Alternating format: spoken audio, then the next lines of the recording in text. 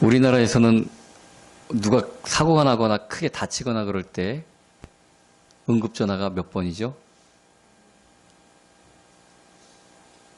119번이죠. 그럼 만약에 주한미군이 다치면 어디다 전화를 걸어야 될까요?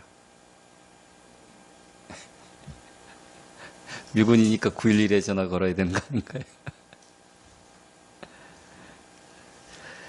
다급할 때 사용하는 응급전화 번호가 있습니다. 근데 오늘 본문 말씀을 어떤 사람들은 이게 하나님 앞에 응급할 때 333으로 걸어야 된다. 예레미야서 33장 3절이 응급전화다. 이렇게까지 얘기하시는 분도 있습니다. 너는 내게 부르짖으라. 부르짖으라. 이 부르짖으라는 말이 히브리어 케라라는 말인데 이 말은 그냥 소리 질러라 하는 그런 말이 아닙니다.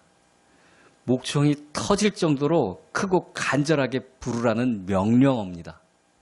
하나님이 우리에게 명령하신 거예요.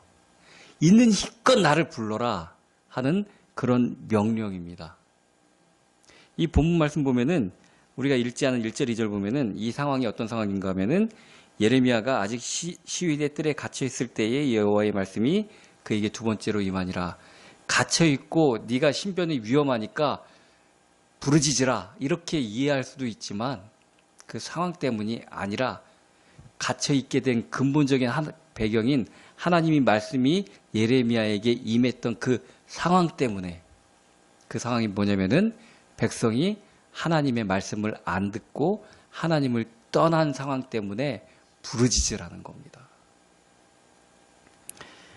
우리가 지금이 바로 하나님 앞에 부르짖을 때입니다. 그런데 상황을 잘 몰라요. 그냥 하나님이 아시니까 뭐 적당히 도와주시겠지. 근데 아까도 얘기했지만 이 케라라는 말은 명령어예요, 명령어. 왜 이 상황인데 나한테 안 불러? 왜 나를 안 찾아? 그런 얘기입니다. 어제 제가 교회 청소를 하면서 막 오래간만에 이제 바닥도 다 밀고 막 그 대충 아직 그렇게 제대로 안 했었어요. 사람도 없고 그렇다고.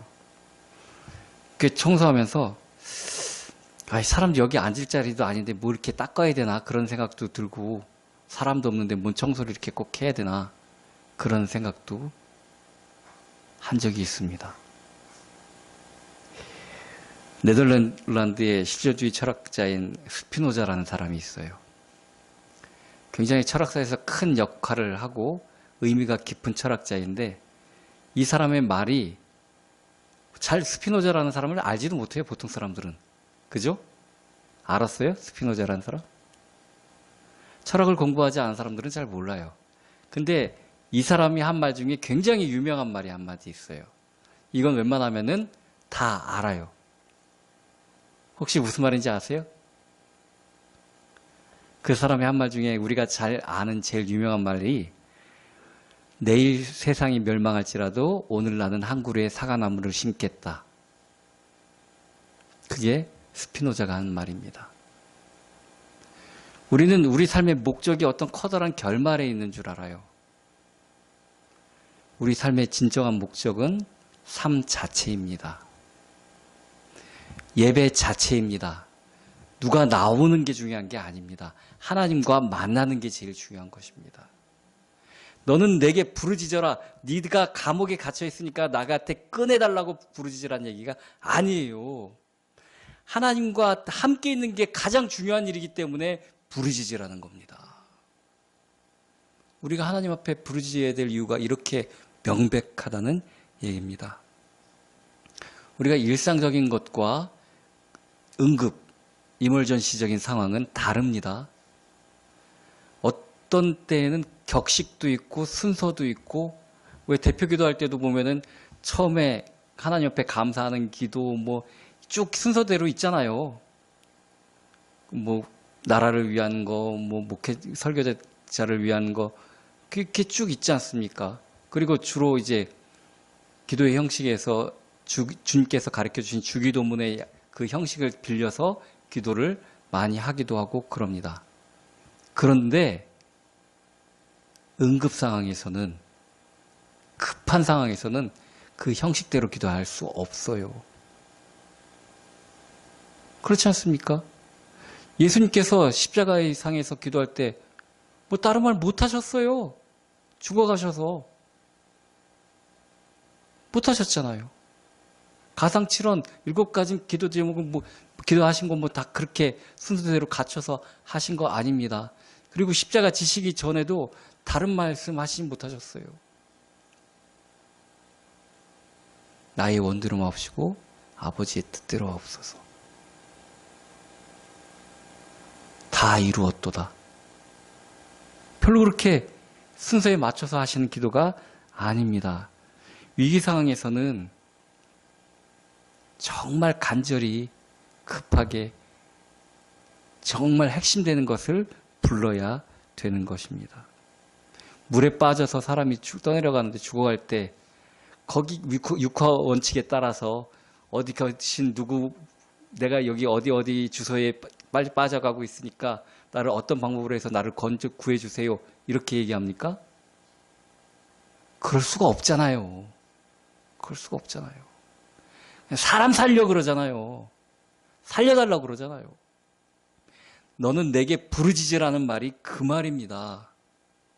나를 제발 만나주시고 나를 좀 건져주세요 하는 그 말이 너는 내게 부르짖으라 하는 그 말입니다.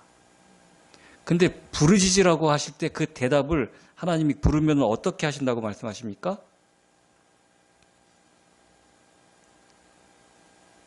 내가 너를 구원해 주겠다. 네가 상한 그 위급 상황에서 희위대 뜰에서 건져 주겠다. 이런 말씀하시는 게 아니에요. 우리가 당해야 될 일들을 우리가 당해야 되는 것은 어떻게 보면 당연한 겁니다. 그런데 그 가운데 있는 하나님의 뜻을 보여주시겠다고 말씀해 주고 계십니다. 너는 내게 부르짖으라. 내가 내게 응답하겠고 네가 알지 못하는 크고 은밀한 일을 내게 보이리라. 네가 지금 알지도 못하고 당하는 일들이 얼마나 큰 일인지 얼마나 은밀한 일이고 대단한 일인지 너로 알게 할 것이다. 즉 하나님의 뜻을 보여주시겠다고 말씀해 주고 계십니다. 창세기 18장 17절 보면은 아브라함한테 하나님이 말씀하십니다. 여호와께서 이르시되 내가 하려는 것을 아브라함에게 숨기겠느냐. 하나님이 아브라함에게 나타나신 이유가 소돔과 고모라의 그 죄악이 하늘에 사무쳤기 때문에 그 죄악을 심판하시려고 내려오셨습니다. 그런데 그것을 내가 아브라함에게 숨기겠느냐 하시는 그 말씀입니다. 왜냐하면 아브라함은 하나님과 소통하는 사람이고 하나님께 부르짖는 사람이었기 때문에 그렇습니다. 하나님의 친구라는 그런 소리를 듣는 것, 그게 믿는 자의 가장 큰 보상 같은 그런 얘기인데 아브라함은 그런 소리를 하나님 앞에 직접 들었어요. 이사야서 41장 8절 보면은 하나님이 아브라함을 뭐라고 얘기하냐면은 나의 벗 아브라함이다. 그렇게 얘기를 하고 있습니다. 그런 소리 들었던 게 아브라함이 잘생겨서 아니에요. 아브라함이 뭐 신학교 좋은 데 나와갖고 뭐 어떤 학력이 좋고 아니면 성경을 많이 묵상하고 외워서도 아니에요. 하나님 앞에 기도하는 사람이었기 때문에 그래요. 하나님께 부르짖는 사람이었기 때문에 그렇습니다. 부부간에도 친구간에도 친하다는 얘기는 소통이 잘 된다는 얘기예요. 소통. 기도가 잘 된다는 사람이, 잘 되는 사람이 하나님의 벗이라는 칭호를 얻을 수가 있는 것입니다. 하나님은 우리랑 많이 말을 나누기를, 대화기를 나누기를 원하십니다. 우리가 싫어하는 거죠. 하나님은 좋아해요. 하나님은 우리랑 같이 대화하는 걸 정말 원하세요. 우리가 싫어하죠. 하나님의 벗이 되는 저와 여러분이 되기를 축원합니다. 그럴 때 하나님의 뜻을 알 수가 있고 우리가 가는 길을 기쁜 마음으로 걸을 수가 있게 되는 것입니다. 간절한 기도는 결단코 헛되지 않는다고 말씀해 주고 계십니다. 세상의 주인이 대통령이 아니고 권력자가 아니고 하나님이시기 때문에 그렇습니다. 그래서 하나님께 인정받는 또 하나님께 기도하는 자는 망할 수가 없다고 말씀해 주고 계십니다. 가장 선하고 가장 좋은 시간, 가장 적절한 모습으로 응답을 주시겠다고 약속하십니다. 하나님의 기도의 응답은 우리의 생각과 인식을 초월하십니다. 내 생각대로만 되면 뭐 별거 있겠어요? 그냥 나만큼이죠. 내가 생각하는 만큼, 나만큼. 근데 하나님은 나를 뛰어넘으십니다. 그래서 하나님이 우리에게 주시는 응답도 내가 생각하는 것을 뛰어넘으신다는 그런 얘기입니다. 우리의 기도와 우리의 생각은 단편적이지만 하나님은 내가 알 수 없는 것까지 아시고 종합적으로 응답해 주십니다. 우리는 보이는 것만 추구하겠지만 보이지 않는 것, 더 형이상학적인 것을 추구한다고 할지라도 지 인식의 한계를 못 벗어나요. 즉 보이는 것을 넘어서지를 못해요. 내가 아는 것을 넘어서지를 못한다는 얘기입니다. 그러나 하나님은 내가 알 수 없고 보지 못한 것까지 알고 계십니다. 그리고 우리는 현재에 맞춰져 있지만 우리의 생각은 하나님은 우리의 미래까지 아십니다. 그래서 이스라엘 자손들이 출애굽을 하자마자 바로가 추격해 왔지만 그 이후의 일들을 알 수 없어서 이스라엘 백성들은 우리에게 매장지가 없어서 이 광야까지 끌어내서 우리를 죽이려 하느냐 그렇게 원망하고 그랬지만 하나님은 바다를 가르십니다. 하나님의 응답은 우리의 생각보다 상상할 수 없는 곳에 있음을 우리가 기억해야 되는 것입니다. 왜 우리가 하나님을 원망합니까? 하나님을 내 수준으로 생각하기 때문에 그런 것입니다. 지난주에도 판단하지 말라고 하는 얘기가 판단은 내가 하나님의 위치에 있기 때문에 다른 사람을 판단하는 것이다 얘기한 것처럼 우리는 우리가 아는 게 다인 줄 알아요. 맞는 줄 알아요. 근데 지난 과거를 봐도 하나님 응답하신 역사를 보면은 하나님의 생각은, 하나님의 뜻은, 하나님의 응답은 항상 나를 초월하십니다. 그래서 우리가 하나님 앞에 원망할 게 없어요. 하나님의 명령대로 하나님께 부르짖어야 될 것밖에 없다는 얘기입니다. 모세가 하나님을 향해서 부르짖을 때, 하나님께 답을 구할 때 하나님께서는 모세에게 이스라엘 자손에게 명령하여 앞으로 나아가게 하고 지팡이를 들고 손을 바다 위로 내밀어 그것을 갈라지게 하라. 이스라엘 자손이 바다 가운데서 마른 땅으로 행하리라 하고 생각지도 못했던 답을 주십니다. 우리 이런 응답을 바라고 기도하겠어요? 옆은 낭떠러지고 뒤에서는 군대가 쫓아오고 앞은 바다예요. 우리 뭐라고 기도할까요? 우리가 답을 아니까 바다가 갈라지게 해달라고 기도할 수도 있겠지만 모르면 어떡하겠어요? 모르면 어떡하겠어요?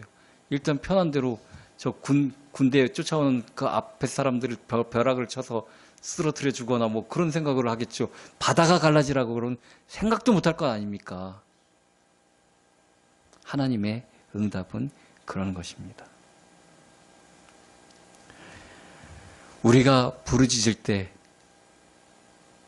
하나님은 거짓말을 못하세요. 뭐라고 말씀하십니까? 내가 너에게 응답할 것이다. 네가 알지 못하는 크고 은밀한 것을 네가 볼 수 있도록 보여줄 것이다 하고 말씀해 주십니다. 많은 일들이 우리의 행동이나 우리의 잘못들 때문에 현실에 벌어집니다. 그런데 그 속에도 안 믿는 사람들이라면 그냥 그 인과응보로 끝나겠지만 그 속에도 우리 믿는 자들에게는 하나님의 뜻이 감추어져 있어요. 그래서 우리가 부르짖어야 됩니다. 하나님 앞에 간절히 구해야 됩니다. 기도할 수 있는데 왜 걱정하십니까? 기도할 수 있는데 왜 낙심하십니까? 하는 것처럼 하나님이 계신데 우리가 하나님 없는 사람처럼 낙심하며 살아갈 때가 있습니다. 왜 그런 줄 아십니까? 하나님의 명령을 안 들어서 그래요. 부르짖으라는 하나님의 명령을 듣지를 않아서 그런 겁니다. 일이 이렇게 된 데는 항상 원인이 있어요. 원인이 있어요. 뭘 잘못 건드려서 고장이 난 거고요. 뭘 안 했기 때문에 뭐가 나타나는 겁니다. 가만히 저절로 되어지는 일은 없어요. 그런데 그것들을 통해서도 하나님께서 인도하시려고 하는 계획과 뜻은 또 분명히 있습니다. 하나님의 명령을 따라서 하나님께 부르짖고 하나님과 동행하는 저와 여러분이 되기를 예수 그리스도의 이름으로 축원합니다.